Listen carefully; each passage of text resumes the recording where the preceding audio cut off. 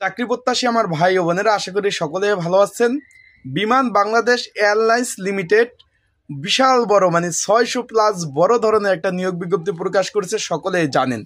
এর মধ্যে একবারে 13 নম্বর ক্যাটাগরি একটা পদ আছে, অষ্টম শ্রেণী পাশে আবেদন করতে পারবেন। যদি আপনাদের শুধু অষ্টম শ্রেণী পাশ থাকে, পদের নাম হলো এয়ারক্রাফট ক্লিনার ক্যাজুয়াল।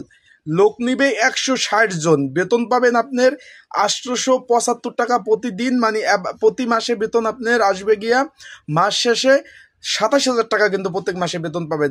আপনার বিষয়বস্তুটা বুঝছেন আপনি? এখানে এয়ারক্রাফট ক্লিনার আপনার অষ্টম শ্রেণী পাশে আবেদন করতে পারবেন এবং বেতন পাবেন 27,000 টাকা। এবার অলরেডি কিন্তু আজকে থেকে আবেদন শুরু হয়ে গেছে। তার আগে যেহেতু আপনারা সকলে আবেদন করতে চাচ্ছেন, তার আপনাদের জানা দরকার যে এয়ারক্রাফট ক্লিনার ক্যাজুয়াল এই পদের মূলত কাজ কি। আর একটা বিষয়, আপনারা সকলে আমাকে প্রশ্ন করতেছেন যে ভাই, এই যে 2 নম্বর কলমে লেখা আছে 89 দিন পর চাকরি, চাকরিটা হলো 89 দিনের, তারপরে কি চাকরি চলে যাবে নাকি তারপরে কি করব? তারপর এখানে লেখছে যে নবায়নযোগ্য শর্ত সাপেক্ষে, এই বিষয়টা কি আমরা আজকে এই নিয়েও আলোচনা করব। তাহলে আপনারা একটা ভিডিও যদি দেখেন A to Z কয়েকটি সাবজেক্ট, এই যে এয়ারক্রাফট ক্লিনার ক্যাজুয়াল, তারা মূলত সাত ধরনের কাজ করে থাকে। এই 7 ধরনের কাজ কি কি সেই বিষয়ে আলোচনা করব। এবং মূলত এই 89 দিন পর আপনাদের চাকরি আসলে কি হবে, চলে যাবে না থাকবে, তারপর পরের ধাপ কি, এই বিষয়ে আলোচনা করব এবং কাজ। তাই ভিডিওটা শুরু থেকে শেষ পর্যন্ত দেখবেন ধৈর্য সহকারে। যেহেতু আমি যে প্রতিষ্ঠান জব করি, এখানেও 500 জনের অধিক ক্যাজুয়াল চাকরি রয়েছে। তাদের চাকরিটাও এরকম, তারা আসলে কতদিন যাবত চাকরি করতেছে এবং তাদের পরবর্তীতে যে নবায়নযোগ্য কিভাবে সেটা হয়ে থাকে সে বিষয়ে তো আমি জানি। সেক্ষেত্রে আপনাদের সরাসরি আমি বুঝিয়ে দিতে সক্ষম হব। চলুন ভিডিওটা শুরু করে দেয়। তার আগে বলে দিই, আপনারা যারা আমার ইউটিউব চ্যানেলে নতুন, তারা অবশ্যই আমার ইউটিউব চ্যানেলটা সাবস্ক্রাইব করবেন। ফেসবুক পেজ থেকে ভিডিও দেখলে অবশ্যই ফলো করবেন। আর এইখানে আবেদনের নিয়মাবলীও বলে দেব এবং এই বিষয়ে পরীক্ষা হবে, কোথায় পরীক্ষা হবে, পরীক্ষা কি বিষয়ে প্রশ্ন আসবে সেই বিষয়ে আমরা আলোচনা করব। তাহলে ভিডিওটা A to Z দেখবেন। এখন এই যে বিমান বাংলাদেশ এয়ারলাইন্স লিমিটেড, এখানে এয়ারক্রাফট ক্লিনার বেতন বিভাগ 1, পদ সংখ্যা 160 জন, 18 থেকে 32 বছর সকলে আবেদন করতে পারবেন। বেতন পাবেন 875 টাকা করে আপনার।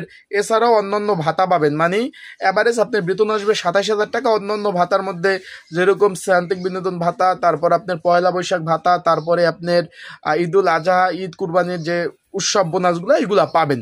এখানে আবেদন করতে হলে আপনাদের অবশ্যই, এখানে বলছে যে অবশ্যই আপনাদের অষ্টম শ্রেণী পাশের অভিজ্ঞতা থাকতে হবে। অষ্টম শ্রেণী পাশের যদি অভিজ্ঞতা থাকে তাহলে আপনারা আবেদন করতে পারবেন। অ্যান্ড শারীরিক সুস্থতা অগ্রাধিকার দেওয়া হবে, আর যাদের ট্রেনিং সেন্টার থেকে ট্রেনিং করা আছে তাদের অগ্রাধিকার দেওয়া হবে। এখন বিষয়বস্তুটা হলো শারীরিক সুস্থতা এবং সুষম দেহের অধিকার কি সেটাও বলবো। তার আগে আমরা চলে যাই এই পদের মূলত কাজ কি, কাজের বিষয়ে আমরা আলোচনা করি। চলে যাই। এয়ারক্রাফট ক্লিনার মূলত কাজ হলো যে উড়োজাহাজ আছে, যেটা আপনার বিমান বললে চিনেন, এই উড়োজাহাজের ভিতর এবং বাইরে পরিষ্কার পরিচ্ছন্নতা কাজে নিয়োজিত থাকা। এই যে উড়োজাহাজ যে বিমান আছে তার ভিতরে এবং বাইরে সব জায়গায় কিন্তু এই যে এয়ারক্রাফট ক্লিনারদের কাজ করতে হয়। এখন তাদের 7 ধরনের কাজের মধ্যে কি কি আমরা হাতে কলমে। পয়েন্ট নাম্বার 1, কেবিন পরিষ্কার। উড়োজাহাজ বা বিমানের কেবিনের মেঝেতে, ব্যালকনিতে সিট এবং টি টেবিল মোছা পরিষ্কার করা, জানালা দেওয়াল পরিষ্কার করা।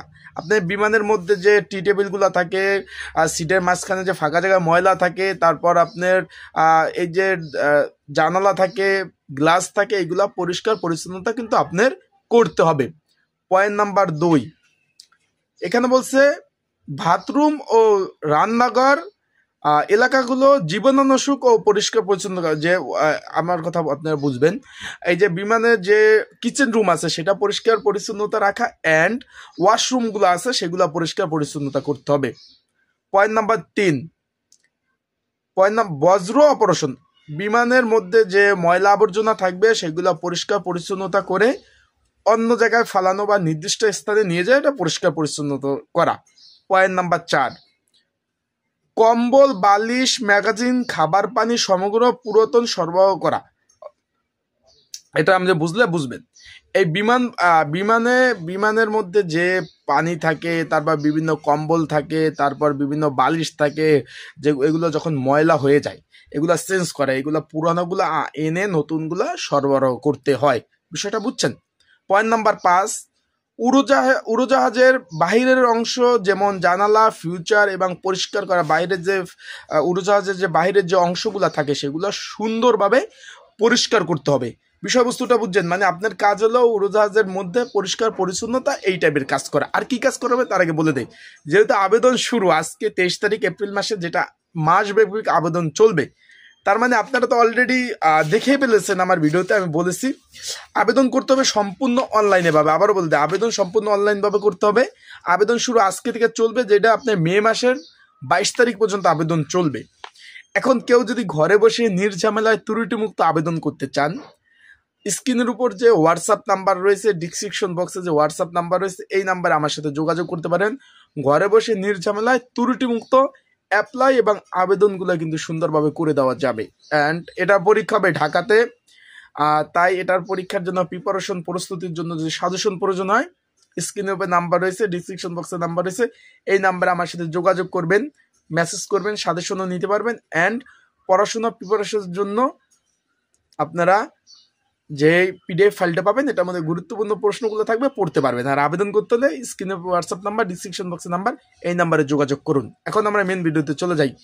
এখানে আরো পরিষ্কার পরিচ্ছন্নতা কাজের সময় নিরাপত্তা নির্দেশনা এবং প্রোটোকল মেনে চলা। এখন এই উড়োজাহাজের বাহিরের সাইড ভিতরের সাইড যখন পরিষ্কার করবে, একটা রিস্কি জায়গা, একটা ঝুঁকিপূর্ণ জায়গা, এখানে কিন্তু সুন্দরভাবে নিজের নিরাপত্তা রেখে তারপর কিন্তু কাজ করতে হবে।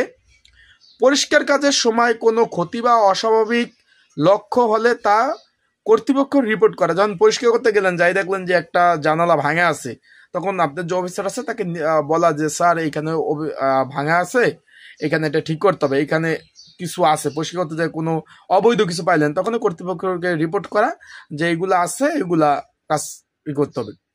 এখন কর্মবিরতি কত ঘন্টা কাজ করতে হবে?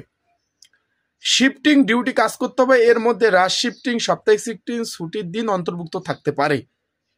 বিমানবন্দরের এলাকায় কাজ করতে হয় যেখানে নিরাপত্তা ও সময়ানুবর্তিতা অন্তত গুরুত্বপূর্ণ। এখানে মানে কর্মঘণ্টা হলো শিফটিং আকারে আপনার ডিউটি করতে হবে এবং সময়ভাবে নির্ভরভাবে আপনার কিন্তু কাজ করতে হবে। এখন এখানে যে বলা আছে যে বর্ণিত নির্বাচিত যারা চাকরি হবে 89 দিন চাকরি করতে পারবেন, তারপরে নবায়নযোগ্য। তার মাইন্ডটাকে আপনার উদাহরণস্বরূপ আমি একটা সহজভাবে বুঝাই। ধরেন জানুয়ারি মাসে আপনার চাকরি হলো, ধরে আমরা মাস সব 30-এ ধরে নিলাম উদাহরণস্বরূপ।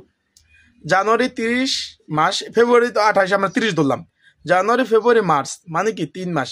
তাহলে আপনি জানুয়ারিতে চাকরি হলে জানুয়ারি চাকরি করলেন, ফেব্রুয়ারি চাকরি করলেন, মার্চ চাকরি করলেন। মার্চের 29 তারিখ আপনার 89 দিন হবে। হওয়ার পর কি হবে? একদিন বন্ধ যাবে। বন্ধ যাওয়ার পরে আবার কি জানুয়ারি, ফেব্রুয়ারি, মার্চ করলেন, আবার এপ্রিল মাসের 1 তারিখ থেকে এপ্রিল, মে, জুন 3 মাস চাকরি করবেন 89 দিন, তারপরে একদিন বন্ধ যাবে। এরকম ভাবে নবায়ন হবে। আপনি কিন্তু ধাপে ধাপে চাকরিগুলা সুন্দরভাবে আপনারা করতে পারবেন। এখন বিষয়বস্তুটা হলো চাকরিটা কেমন হবে, এই বিষয়ে আমি ধারাবাহিকভাবে ইনশাল্লাহ সুন্দরভাবে ভিডিও আপলোড দিব, না আপনারা সুন্দরভাবে দেখে নিতে পারবেন। যেহেতু আবেদন আজকে থেকে শুরু, আপনারা যারা আবেদন করতে চাচ্ছেন অবশ্যই যোগাযোগ করবেন। আর 89 দিনের বিষয়টা নিয়ে আপনাদের কোনো প্রশ্ন থাকে অবশ্যই হোয়াটসঅ্যাপে নক দিতে পারেন, আমি আপনাদের সেই প্রশ্নগুলোর অ্যান্সার দেওয়ার ইনশাল্লাহ চেষ্টা করব। আর বিষয়বস্তুটা হলো আপনাদের এই যে 89 দিন নিয়ে আমি আলাদাভাবে কিন্তু ভিডিও ইনশাল্লাহ আপলোড দিব।